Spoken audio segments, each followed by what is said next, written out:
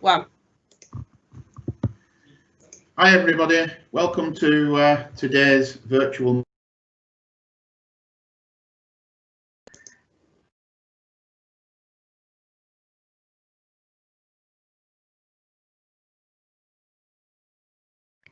Pro.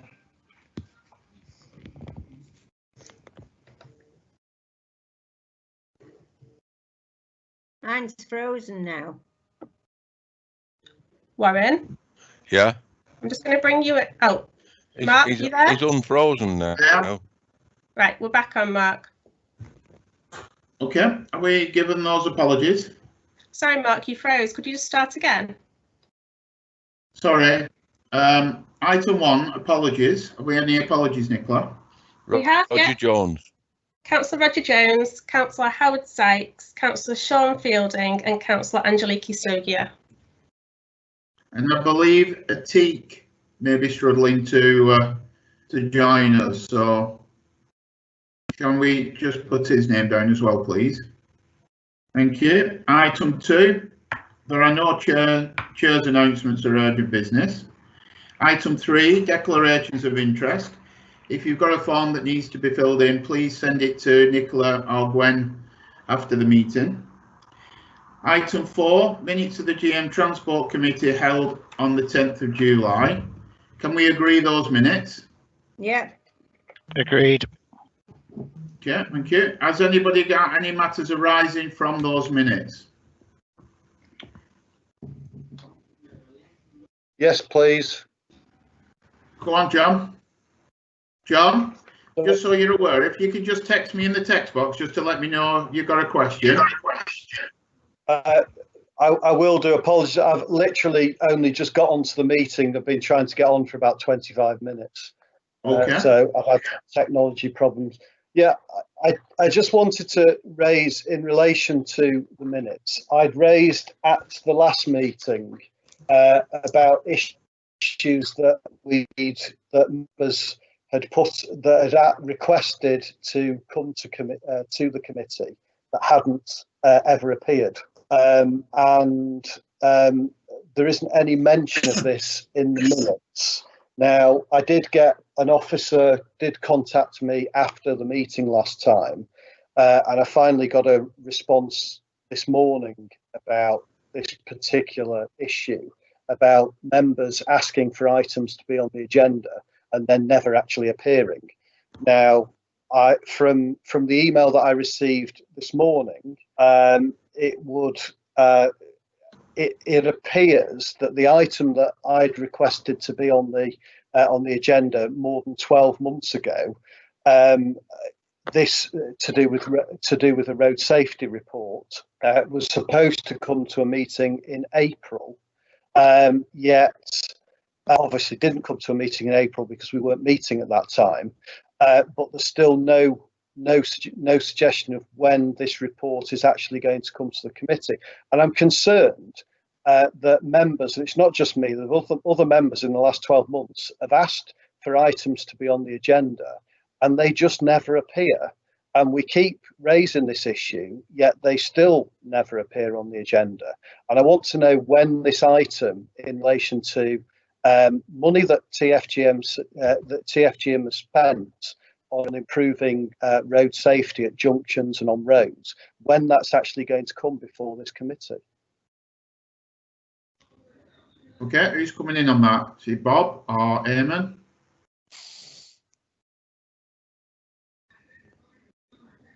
Hi Mark, I'll take that. So Councillor Rich is correct in what we said. It should have come as a part of a road safety partnership report. It isn't a usual way of doing the projects or funding it, as in the normal highways, but because it's road safety, what we've decided to do is to bring a annual report of the road safety and the projects they delivered and the benefits derived from them. It's unfortunate that we missed April. I'll have to have a look at the work programme, John. I think it's on the agenda today. Make certain we fit it in at a suitable point. Okay, can you bring it to the next leading members meeting as well? Cheers, thank you. Has anybody else got anything else they'd like to raise on the previous minutes? No? Okay, thank you very much. So item 5, the governance report. Gwen? Thank you, Chair. So a year after operating as a joint committee of the district, the GMCA and the Mayor, members have asked for a review of the committee's arrangements, and members in particular have asked for a separate focus on the 2 modes of public transport. Therefore, the proposal is to create 2 subcommittees, one concentrating on bus services and the other on rail and Metrolink. The full committee of 23 members will continue to meet, but on a bi-monthly basis, and the subcommittees would each have 11 members and meet on a bi-monthly basis also. The number of meetings for members therefore would remain the same. An indicative programme of meetings is set out in the agenda, but there will be some adjustment required to accommodate the outcome of service tender processes. Terms of reference for each of the subcommittees are set out in section 4 of the report. To highlight that in relation to bus, this includes delegated authority to approve changes to subsidised bus services. If the proposals are acceptable, members are asked to establish the 2 subcommittees, approve the terms of reference, and appoint a chair for each of the subcommittees. Okay, so can I move it to everybody that we agree the 2 subcommittees, which came from the previous committee anyway, and also to approve those terms of references? All in agreement of that? Agreed. Okay. And then the chairs of the 2 committees, I'm going to suggest that the chair of the Metrolink and Rail be Doreen, and the chair of the bus side be Roger. All agreement of that? Agreed. Yeah. Thank you very much. Now, I just want to make sure that we list members on those bus and rail committees. So at the moment, on the bus committee, I've got Roger, Angelica, myself, Sean or Atik, I don't know which way around they're going to go, Warren Bray, David Miller, Philbert and Barry, and I've had notification of John from the Lib Dem.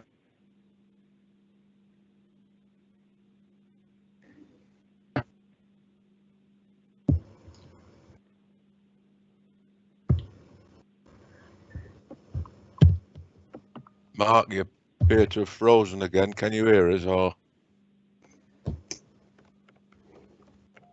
No, that's moving. Warren, I'm just sending you live. If you could pick up from item 6, Warren, please. Right, okay. Item 6 is Transport Network Performance Update. I think Bob's going to give us this, is he? Yeah, and good morning, everybody. Morning. I won't go through the report in detail. I'll pick out a few key highlights and things that have moved on since the report was originally published.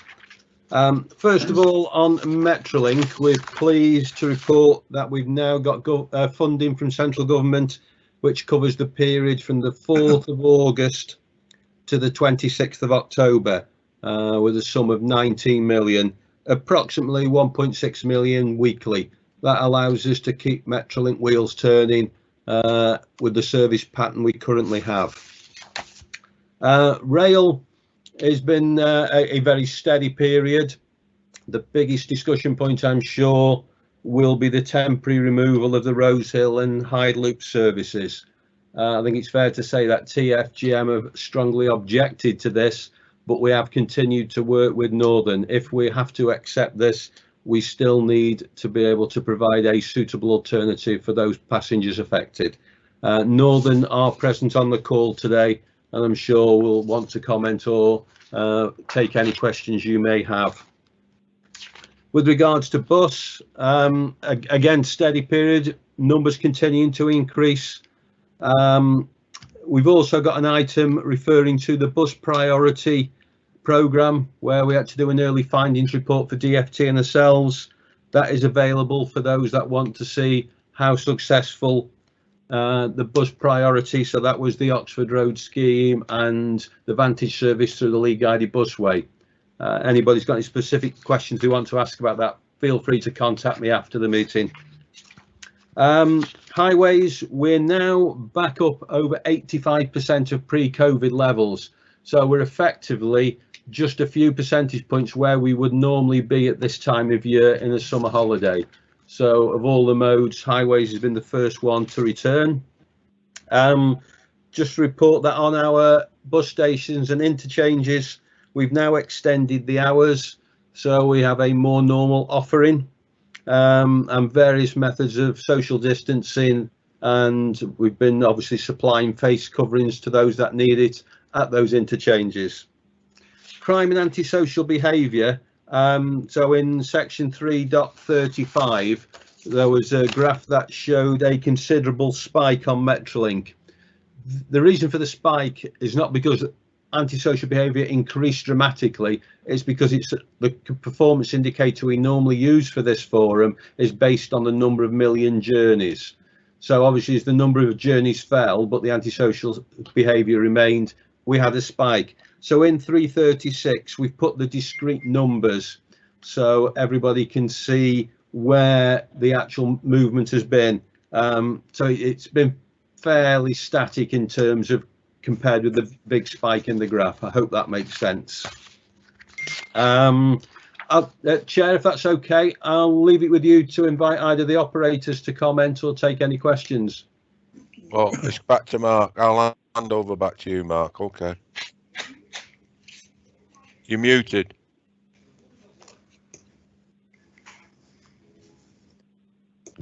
Mark, you're muted. Hi, would any of the operators like to speak?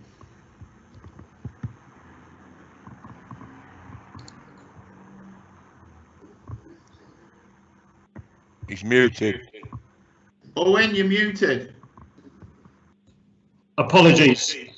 Yeah, good morning, councillors. Owen Roberts here. I'm the stakeholder manager for Northern Trains, and I have here with me in the office Craig Harrop, who's our head of trains and stations. So if you'd allow me to do a short speech for you, and I want to talk about to start with to talk about the temporarily suspension of the Rose Hill service. So in terms of, as you're aware, the coronavirus pandemic has had a significant impact on many parts of society, and this does include the railway. We've done all we can to continue to provide the best possible service for customers across the network, but we do still have members of our staff shielding, and the knock-on effects of the virus will be felt for many months.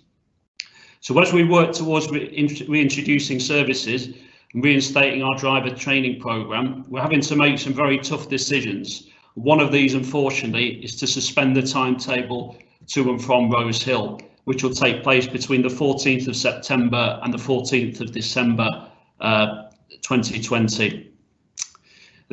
This decision will provide flexibility amongst our train crew and the trains themselves to protect the reliability of the services across Manchester and beyond. Now, I do completely understand that this may frustrate customers on the route, but it was chosen carefully as the route has other excellent public transport links. And there's several nearby stations nearby which do have a good service to and from Manchester. So just to remind you of the stations that are affected, there's Fairfield, Hyde Central, Hyde North, Rose Hill, Marple and Woodley.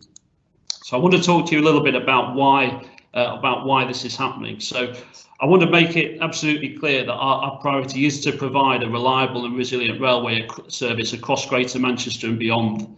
However, we do face significant challenges with our resourcing. As you're aware, many organisations have faced difficulties due to COVID-19 and the railway is no exception. So just taking us back to before the virus, our train crew resource position was actually in good shape after a very challenging 2019. Our training programmes now have been paused for nearly 6 months in line with other train operating companies as a direct result of COVID-19. The programme that we're delivering is already one of the largest in rail, and the impact of COVID-19 will be felt for many more months to come.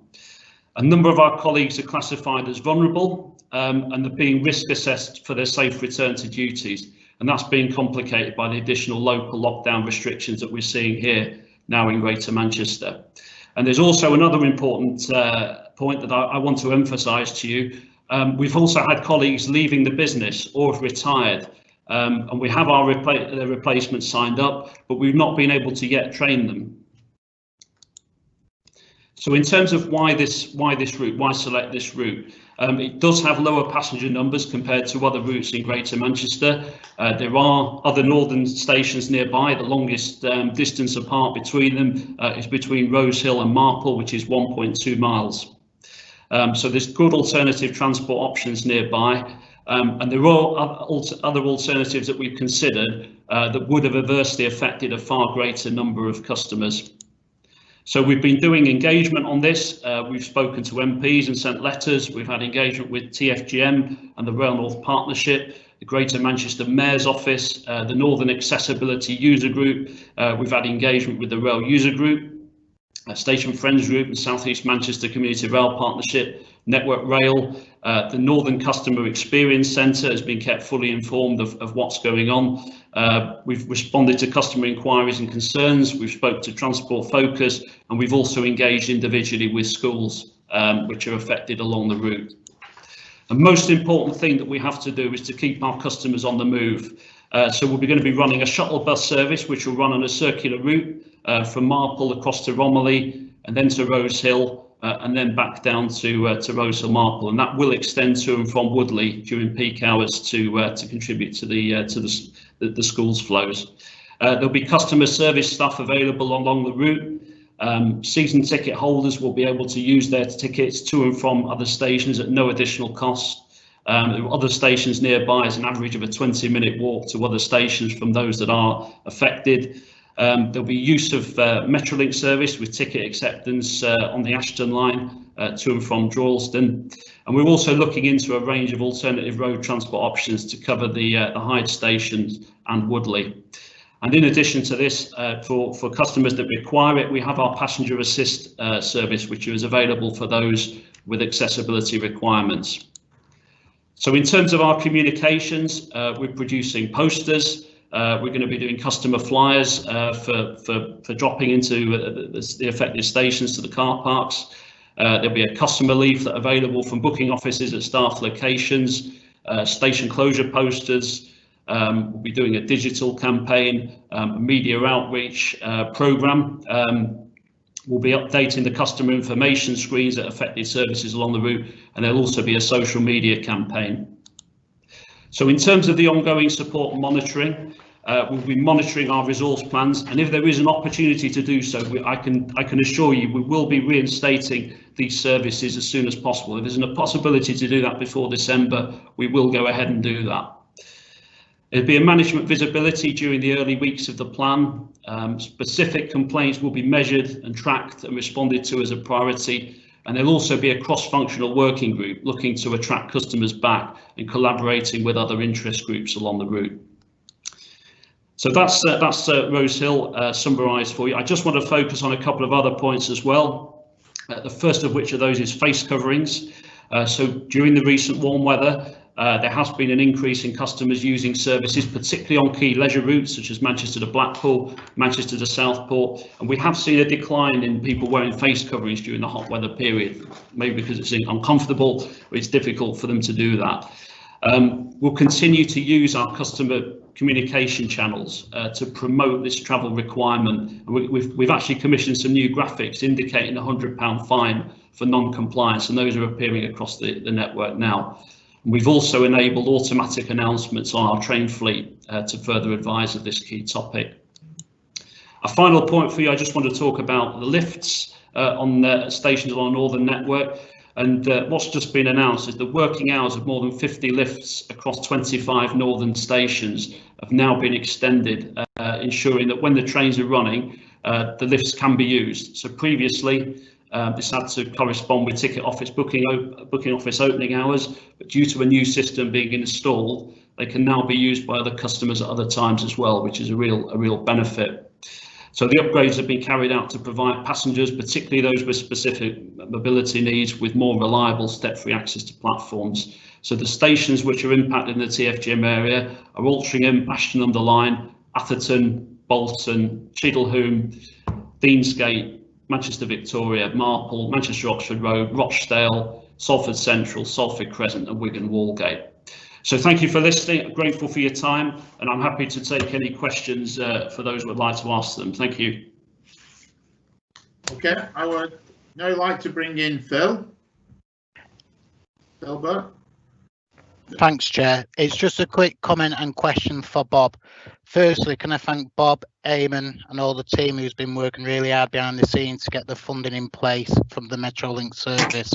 A lot of people rely on the Metrolink service, and this is an excellent news story today, knowing that we've got the money till October to run the service. In relation to the antisocial behaviour on page 32, I'd like to see a more detailed graph of where the antisocial behaviour is taking place and what is actually happening to deal with the antisocial behaviour. These figures mean nothing to us. We need to be precise in where this antisocial behaviour is taking place. All too often, Rochdale is slated in the press and the Oldham line for having the worst antisocial behaviour. But I'd like to see if we have got the worst antisocial behaviour on the network.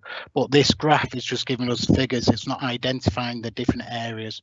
So could I ask Bob to take that away, please? Yes, certainly will do. And what we'll do, Councillor Burke, will get somebody to contact you to give you a bit more of insight behind those numbers. Thank you. Okay, I've got John. John Leach. Thanks, Chair. Yeah, just a couple of questions.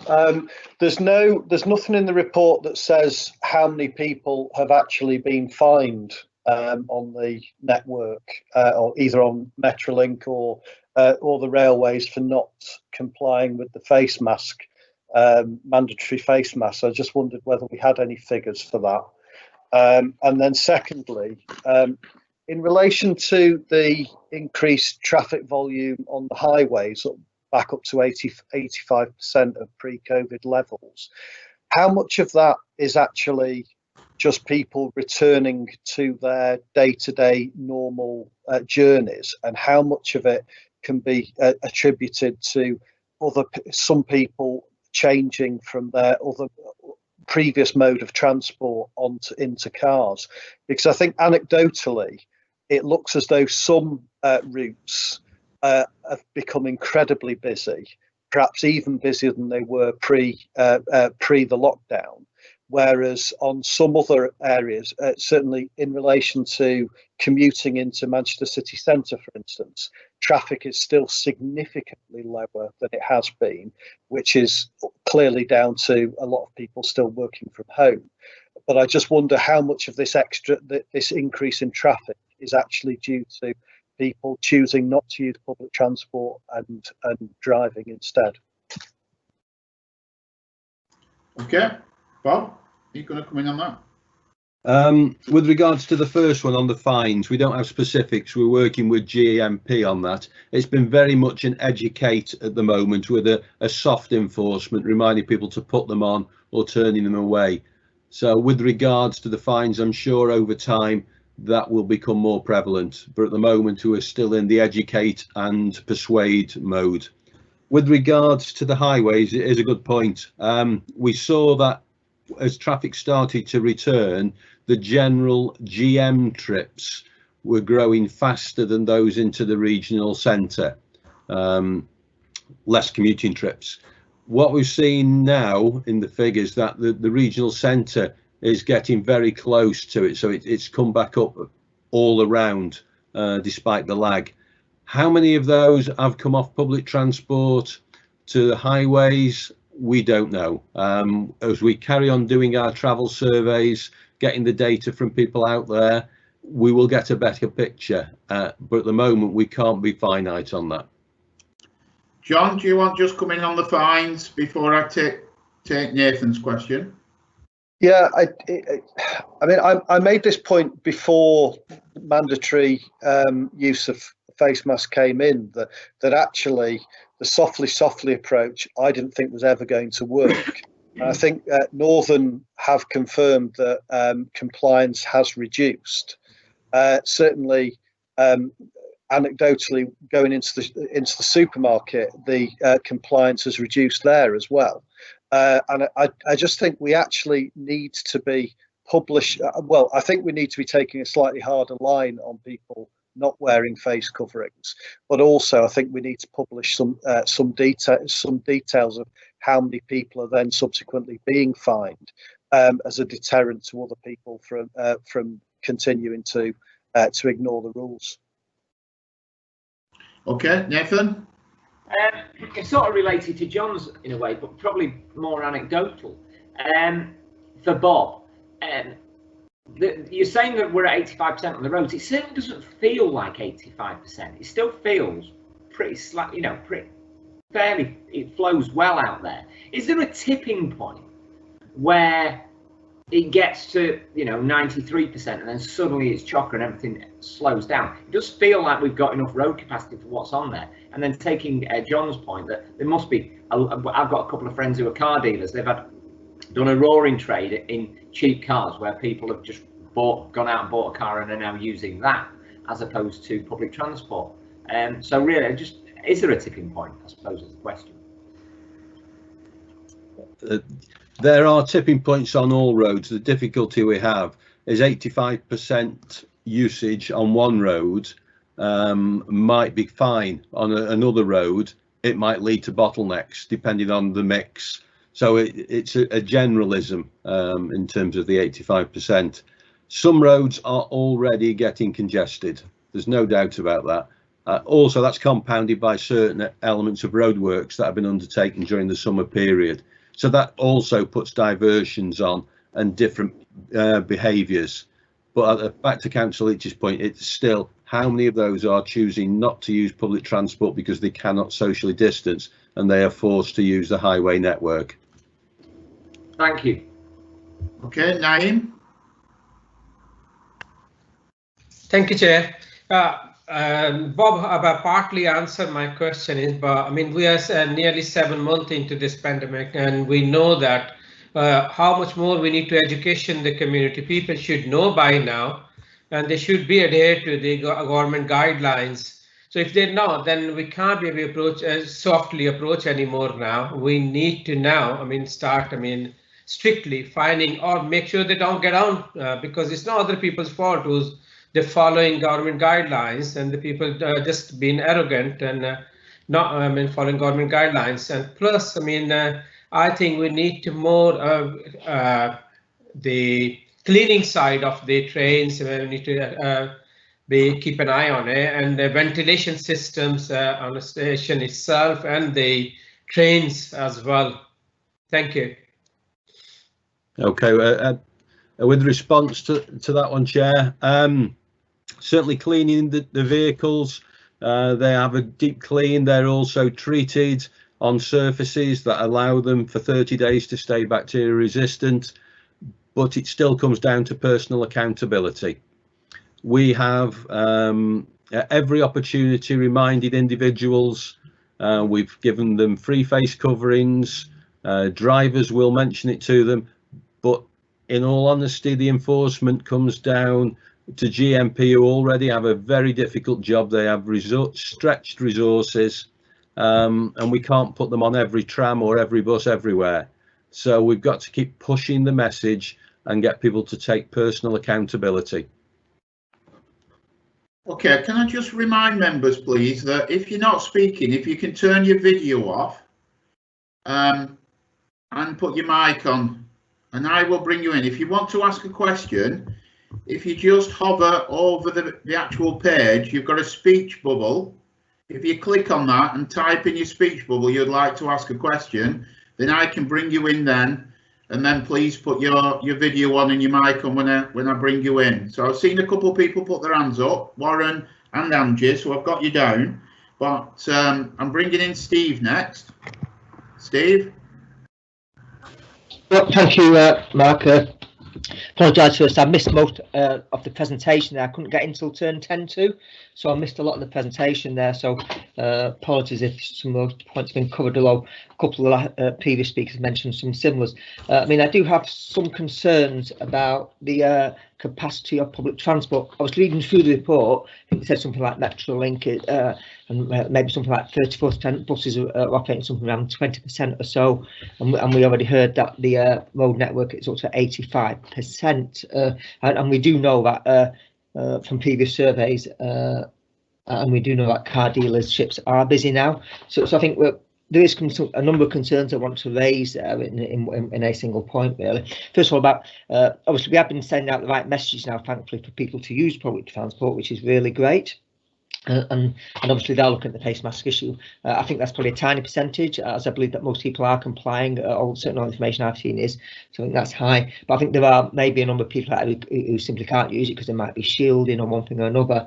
But I think if we do, when we get to September, I think that is going to be the sort of tipping point for public transport. I think generally, obviously, schools will be reopening. A lot more people will be returning to work at that point there. So it's actually about the availability of the capacity on trams, rail and buses. If they suddenly get that surge, that increase on it, how much extra capacity can they accommodate for trying to keep within the guidelines that we have under COVID at the moment? I'm obviously concerned that we might suddenly find a lot of people who want to use public transport, whilst it's fine at the moment, may suddenly find it's full and they can't use it, and that may then clearly have an impact on the number of vehicles that people will be using. So I think they're the main concerns there. But I think this is something that is going to be a big issue. Obviously, I'm not sure whether those points were covered in the presentation, but it would be great if they could actually cover those points, Mark. Okay. Bob? Yes, happy to. If we take Metrolink as the starting point, Metrolink is operating at its maximum capacity. Every unit we can get out onto the network to double the services, we have done. Rail and bus are slightly different. Rail is still operating in a different timetable, but has most of its units out there, and it's a longer time to step up on the rail network. Bus has more flexibility, but has returned the vast majority of its services back now. Again, very little spare capacity in the system, but there is some.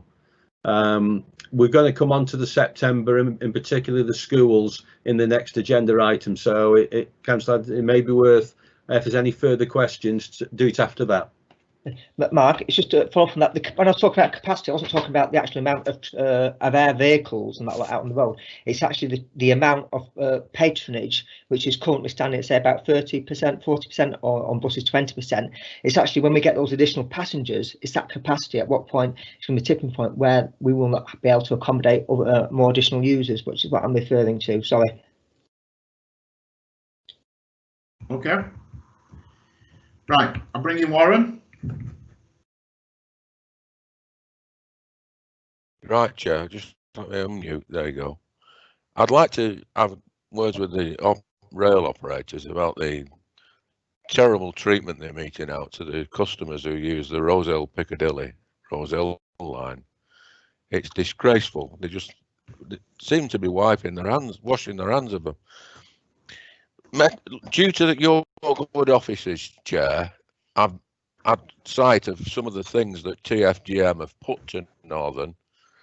I did ask for an officer of TFGM to let me know, keep me in the loop what was going on, but it was met with a thunderous silence. And I only got to know thanks to your sending me that little note.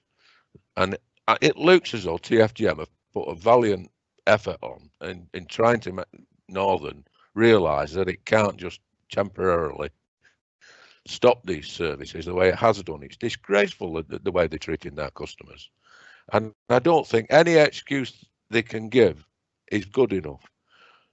Transport for Greater Manchester put several options to them, and they've turned every single one down as not viable. And I honestly don't think that's credible, really. I think we should be writing to the government as a body saying it's not acceptable, and really this should have been foreseen, and it could have been aided by more training being given to drivers, and it's their fault. And yet the ones that's going to suffer are the customers on those lines, on those stations that he mentioned, including Guidebridge, because we've just spent loads of money on Guidebridge Station on a very, very successful park and ride scheme.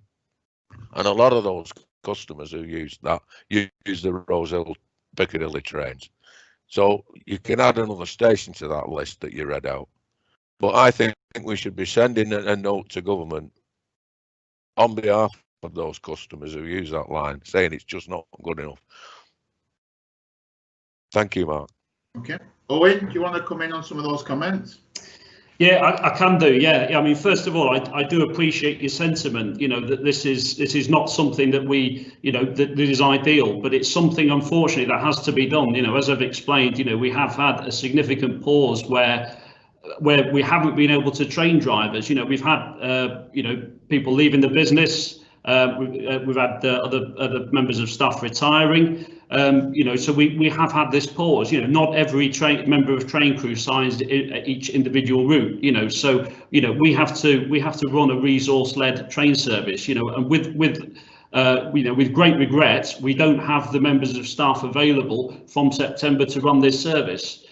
We have looked at the other options that TFGM have put to us, and we have responded to those. I'm quite happy to share those with you subsequently, but you know, just to talk you through one of those, you know, one of the suggestions was, you know, could we run one of those, one service an hour from Rosehill and one from New Mills, you know, but you know, just to give you the statistics here. You know, in the last week of July, you know, we saw less than 350. So I want you to take these figures proportionally, you know, because obviously in September we may be looking at a slightly different picture. In the last week of July, we saw less than 350 journeys from Rosehill.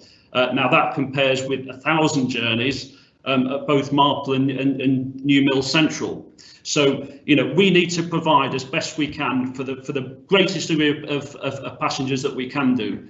You know, we are operators, we want to run train service, we don't want to run rail replacement bus services, but this is the only option that we do have to us available at the current time. Mark, can I come in, please? Yeah, certainly, Peter.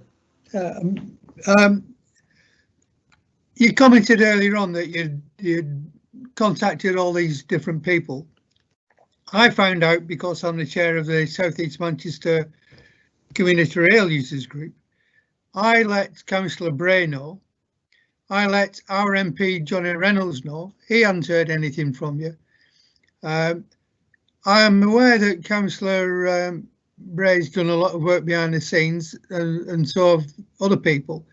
The three MPs that are involved, in two from Tameside, Andrew Gwynn, Johnny Reynolds, have been in touch with MP Ragg from Hazel Grove. They've all written to the Minister.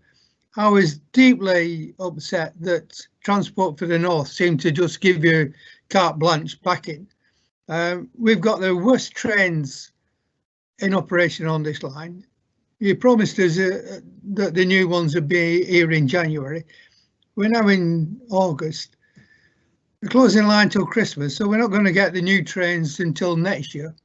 That's if you actually reopen the line. And yeah, I have grave doubts that you'll actually do that. Now you mentioned Rosehill to Marple. If you're slightly infirm, you've got to walk up a steep hill to get to the top and then walk down the other side of the hill to get to the station.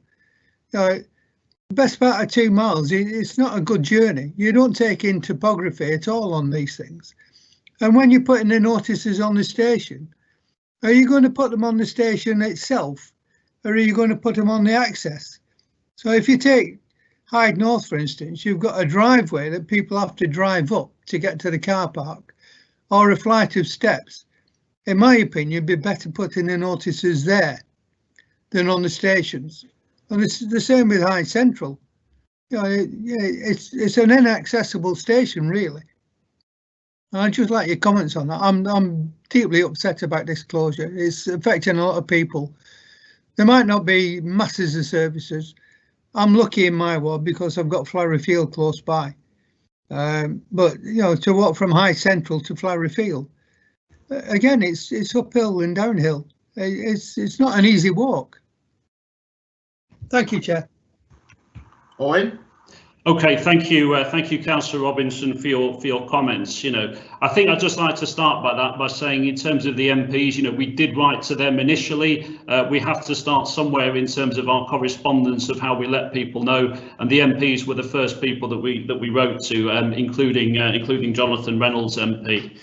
In terms of the service, it will be returning. This is not a permanent closure.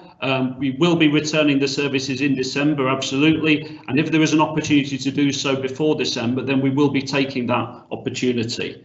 In terms of accessibility and getting people to other stations on other lines of route, we are running that rail replacement bus service from Rose Hill to Marple, and we've also got our passenger assist programme. For customers who need it, who can dial a number, and we will provide transport for them from their location, from their address to the nearest accessible station. In terms of the notices, we will be putting them everywhere. So any location that's got a poster case, including those at Hyde North, will be receiving those in due course. Okay, I've got Angie. Thank you, Chair. Yes, I also want to talk about Rose Hill because I'm a ward councillor for Romiley, which is it's going to be very affected by it. I'm also an active member of one of the 3 local station adoption groups who've been working very closely together on this. So I have attended various meetings. And Owen, I want to give you a background as to why we aren't assured by you saying that, of course, you want to return to a full rail service from Rose Hill in December. There is a long history of Rose Hill being the one to pay the price whenever there are problems with Northern in the area. The conductor strike, the timetable debacle. It's always Rose Hill where the services get cut. And yet, despite this, passenger numbers have risen exponentially year on year from Rose Hill. Now, I believe that part of the decision to withdraw the service from Rose Hill and down the Hyde Loop was based on Office for Rail Regulation figures. Well, both Marple and Rose Hill station adoption groups regularly carry out passenger surveys, and their numbers differ. They show a considerably higher number of passengers. We fully accept the problems that you've got with drivers. We get it, we understand. But the question is, why does Rose Hill have to bear the brunt of the pain for this? And I can concur with Warren about TFGM working closely with you. They have come up with a variety of mitigations and solutions, and it does include freeing up drivers from the Hadfield line or rerouting the New Mills Central trains via, to run from Rose Hill, not via, obviously, because it's a branch line. And they were all turned down. And so we're feeling that we're not listened to, really. I mean, for instance, the shuttle bus that's being offered, and now I'm going to stray into item 7, which is about school pupils now. That is particularly for pupils travelling from Romiley and Woodley to Rose Hill to attend Marple Hall High School, which is 1/4 mile away. Likewise, Marple Sixth Form College is also a similar distance away. And a shuttle bus is going to be put on for those pupils.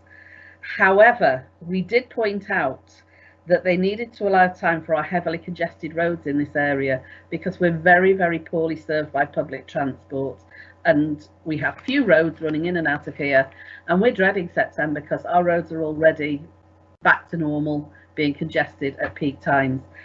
Stagecoach buses allow half an hour for their bus to get from Romiley station to Marple, and that's a distance of about 3 miles.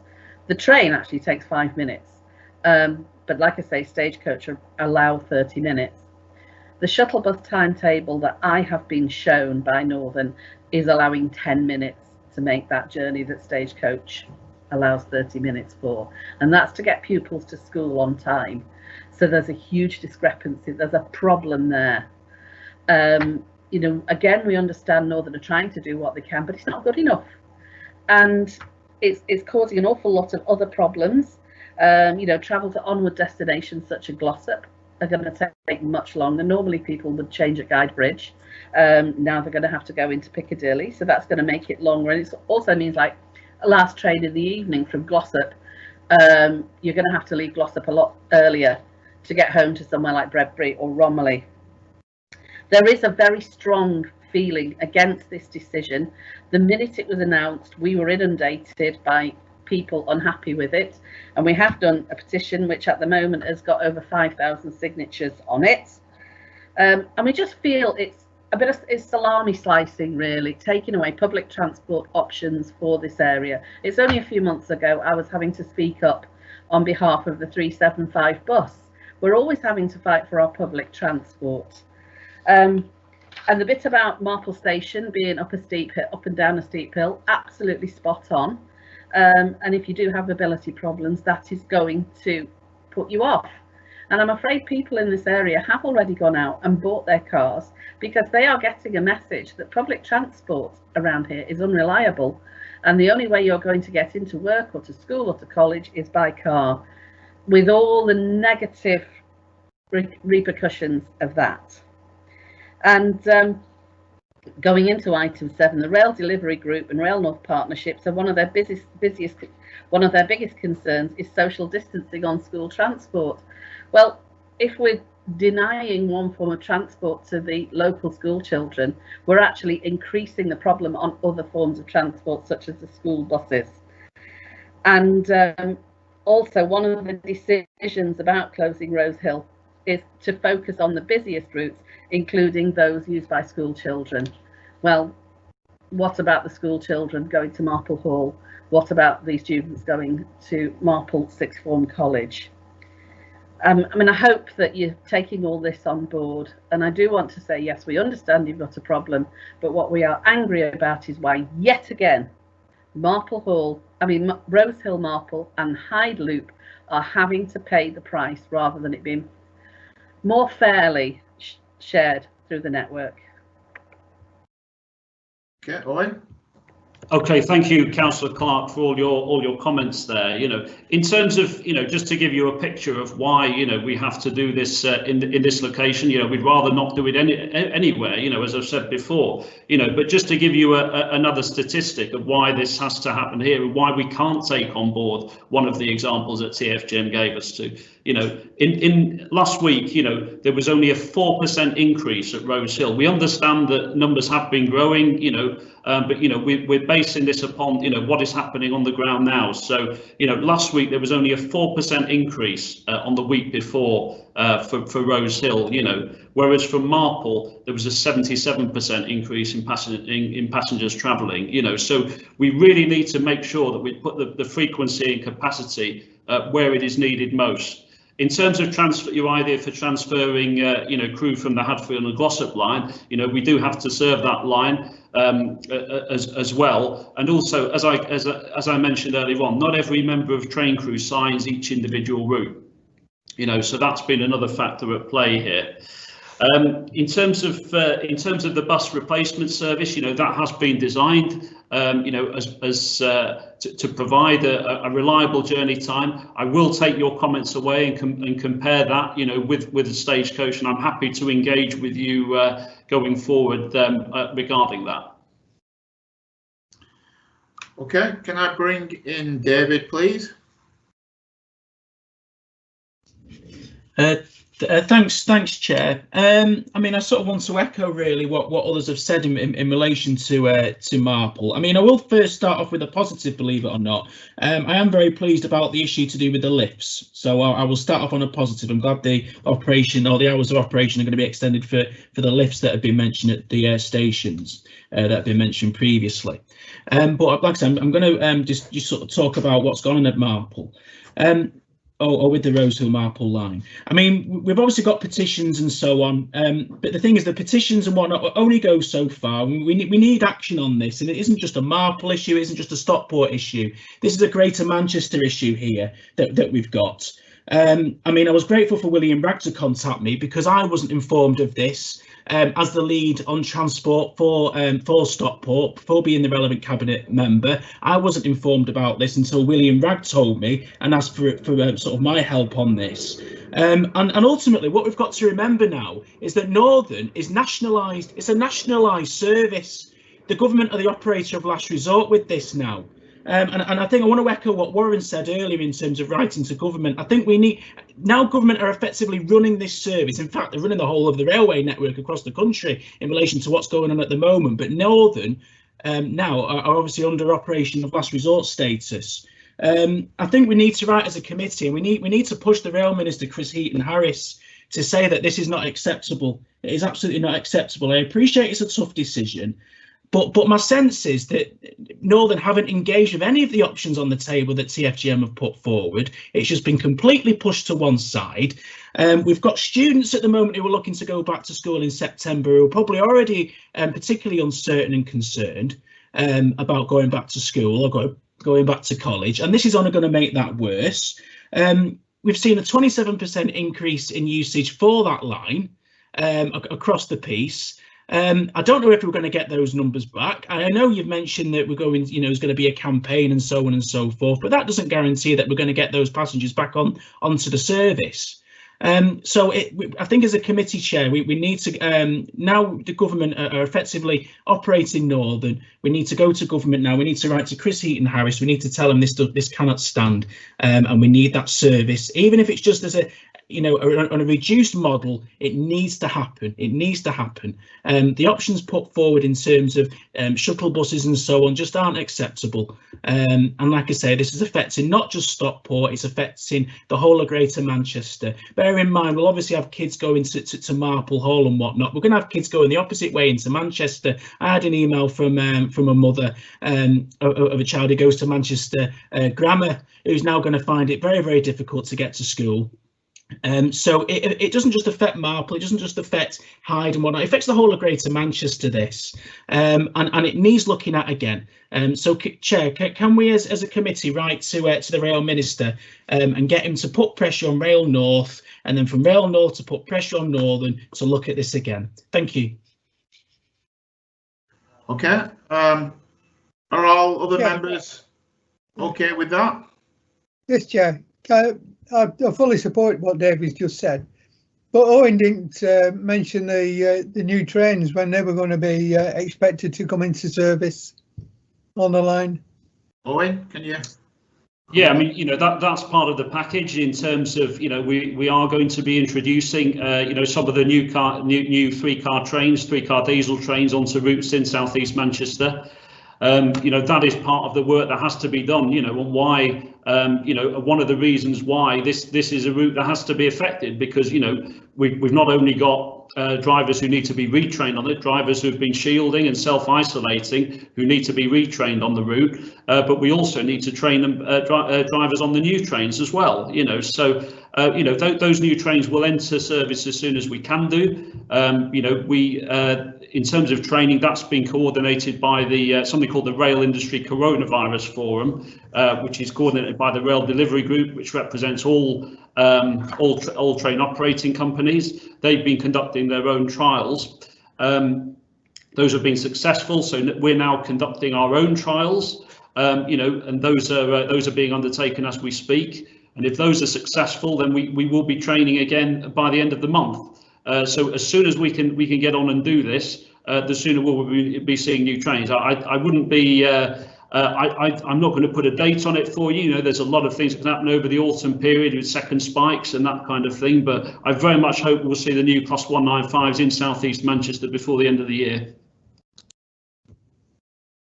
Okay, thanks for that. Anybody else? Bob?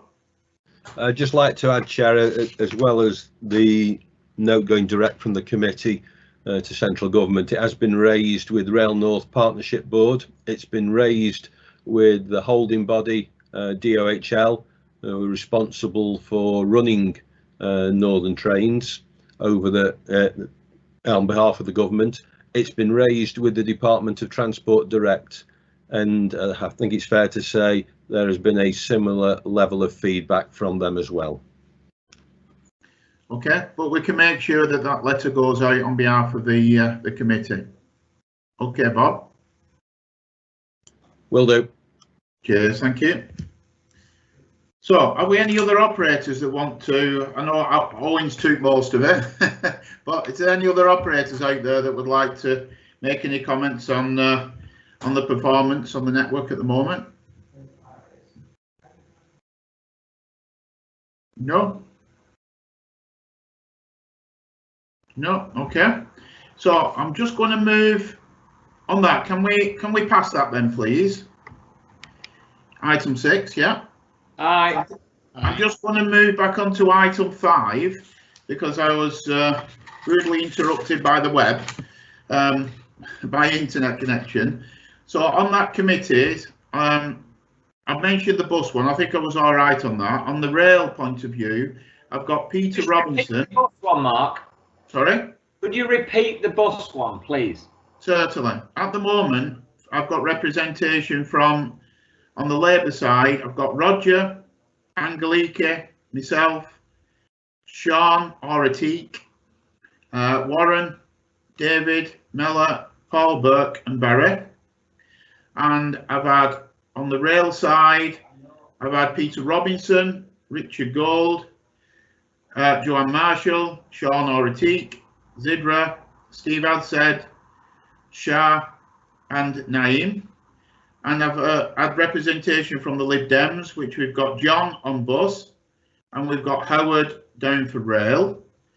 Doreen, do you want to tell me the Conservatives, please? Hi, yes. For rail, it's myself and Stuart Haslam, and for bus, it's Nathan Evans and Roy Walker. Okay, can we all agree those then, please? Yep. Aye. Mark. Yes. Just a question. When we previously had subcommittees, if we couldn't attend the subcommittee, we subbed for each other, but we didn't have substitute members back in those days of the committee. I just wondered what the mechanics are of if a member is unable to attend the committee, whether the first call is on the one of the other members to substitute, or whether it's for the substitutes to substitute. As I understand it, John, and I stand here to be corrected, but it's the substitute that would then stand in for that person who can't attend, and that depends on which committee they was on. So if it was for yourself, for instance, then that substitute, who's your substitute, would actually come in under that on the bus network. Okay, is that correct, Claire? Yes. Going on, Nicola, just to confirm that, please. Yeah, that's correct, Mark.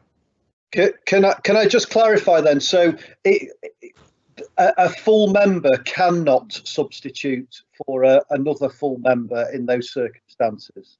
It's got to be a substitute. As I understand it, it's got to be a substitute. Okay, thank you. Yeah, thank you. Is that right, Gwen? Oh. Yes, Chair, that's right. It has to be another substitute. Smashing. It's no difference than the standard meeting. Okay, thank you very much for that. So can we move on from that? Is everybody happy with item 5 and agree everything? Yeah? Aye. Okay, thank you very much. So item 7, the school transport preparations for September, and I'm going to bring Alison in. Hi, Alison. Thank you, Chair. Hello, everybody. The report outlines all of the preparations that TFGM has been undertaking to, with the wider transport industry to enable the sort of a return of pupils to school in September. What I really want to focus on in terms of the briefing now is to cover some additional information that's been issued and made available since that report was published. So there has been some an addendum in the form of a few slides that we've circulated to members. So I just want to talk through the detail in some of those so members are fully aware. So it started last Saturday on the 8th of August when government announced a £40 million funding package for dedicated school and college transport, and that's to enable additional transport capacity to be provided, and that covers the first autumn half term only, that position will be kept under review, was the announcement. Local areas have got flexibility within their various allocations to decide where the funding is spent. And Greater Manchester, out of that 40 million, has been allocated £2.25 million. Any unused funding, as it says there, as you can see on the screen now, will need to be returned, and will need to provide various information to DFT in relation to how that money has been spent, and various things like around the contracts, capacity and fare revenues that result from it. In terms of following on from that, there was, and if we can move to the next slide, there was some guidance published on the 11th of August by the Department for Education, and that was a follow-up to guidance they'd previously issued back in July, and that covers transport to school and other places of education for the autumn term. And it's split into two sections. The first section focuses on managing capacity and demand on public transport. So that provides guidance around using things like travel demand management and promoting active travel to ensure that it frees up capacity where it can on public transport, accepting the use of increased cars, increased car journeys, certainly for longer journeys, engaging with employers, staggering start and finish times, and then this contracting additional vehicles and closing existing bus services so they can operate as dedicated school services.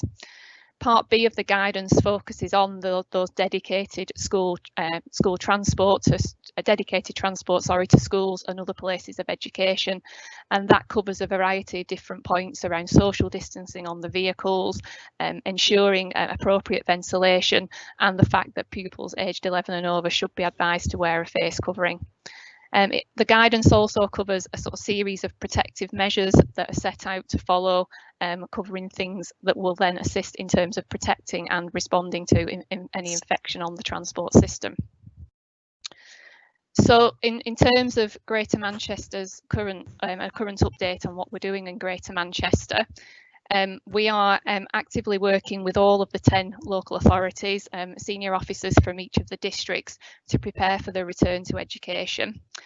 We had a district meeting with all officers yesterday to update on the funding announcement and on the updated guidance. We're also working with operators to collect information from them about where pressures will be on their networks in September, and also understand what extra additional available capacity there is in the market.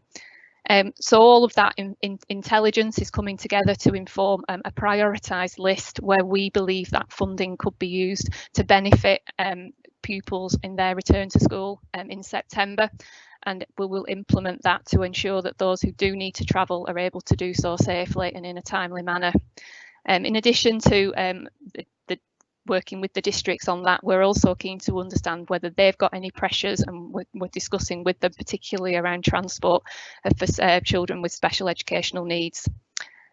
Also, just to provide an update on our communications activity, we have launched a Safe Travel Back to School comms campaign this week, which promotes travel advice for young people and parents in advance of September, and covers some of those themes that I've just talked about sort of in the guidance that's been released. Thank you, Chair. Okay, I'm opening it up to members. I've got John wants to ask a question.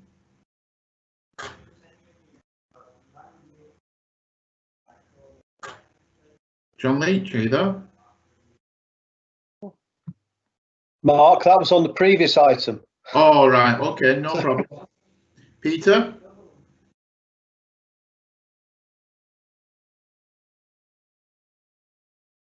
No? Okay, Richard? The DFT talks about urging schools, asking schools to survey parents. We were wondering in Bury, is there a model survey form that is that can be used, or is one being put together so that everyone's working off the same ballpark, so it's easier to collate the figures. Okay, thank you. Alison? I'll need to check on that exact situation, Councillor Gold. I know we've been working closely with the district representatives who've generally led on that task in terms of any formal surveys with the schools. But I'll, if I can, I'll take that away and come back to you. Please, thanks. So can you just confirm, is it the districts that are looking after that? TFGM just supporting them, or is it? It's a joint exercise between ourselves and the districts. We will be we've been provided with the funding, but we're working closely with the districts to ensure that we then use that funding where it's best targeted from different intelligence that the districts hold than we do. Can you just make sure every member is up to date with that then? Yeah. That information. Thank you. Warren? Thanks. Yeah, just a quickie on that. Alison, you mentioned that you had this joint meeting, I think on the 13th of August.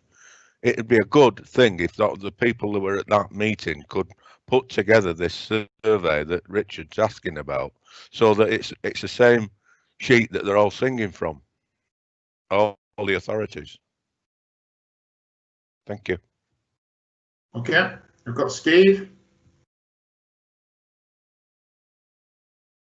Right, thank you, Mark. I've had one of the local rail users groups asked if I could raise at a particular point, and that they're concerned obviously about the train service to Knutsford High and its ability to be able to cater for the pupils that are going from the Altrincham to Knutsford High once it starts in September.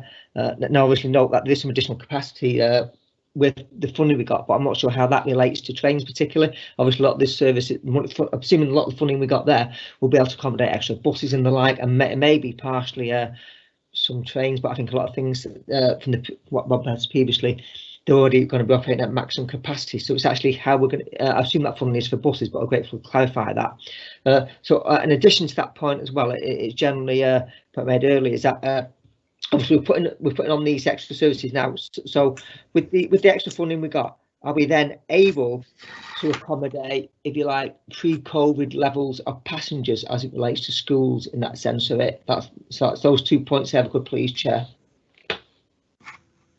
Okay, Alison, do you want to come in on that, or is Bob coming in on the? Oh, Simon. Hi there. Sorry. So specific to the rail questions, yes, we are looking and working with rail colleagues in the industry to look at the capacity along that line at the minute. So what I can do is take that offline and give you specific information to do with the service changes in September, if that's okay. Is that okay, Steve? Councillor Aldrin, could I just say something on that? Oh, so in terms of that particular school's trains for Knutsford, that is, we are introducing that back in, and it will be is diagrammed to be operated by a four carriage train. With regards to social distancing, there is the government have produced quite specific guidelines which are available for for parents whose children are turning to school, and also for children themselves. So I'm more than happy to share that with you if you feel that'd be useful. If you will, please, Owen, that would be great. Thank you. Mark, just on that second point I made about the with the extra funding, are we able to accommodate sort of pre-COVID levels of patronage? Alison? So I'll take that, Chair, if I can. So with regard to the school services, yes, central government have provided some additional funding that Alison and the local authorities are working through how we best address that. Outside of that, we have no more funding available to put on additional capacity, even if we could procure that capacity. Okay, Steve. Okay, has anybody got any other questions? No? Okay, thank you very much. Can we all agree that then?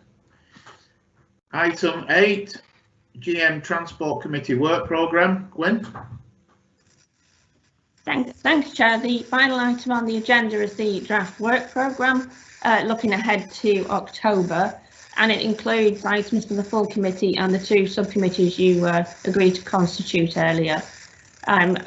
Members should note that the outcomes of the rail improvement plan will be considered by the Metrolink and Rail Committee. So in addition to any matters raised by Councillor Leach earlier, do members have any other observations on the draft work programme? Anybody like to ask a question on that? No? Okay, thank you very much. And that's the end of today's meeting. Thank you very much for your attendance. Please have a safe journey and enjoy, hopefully, a lovely weekend. And we'll see you again in September on the committees. Thank you very much. Thank you, Chairman. Thank you, Mark. Thank you. We're not having a safe journey.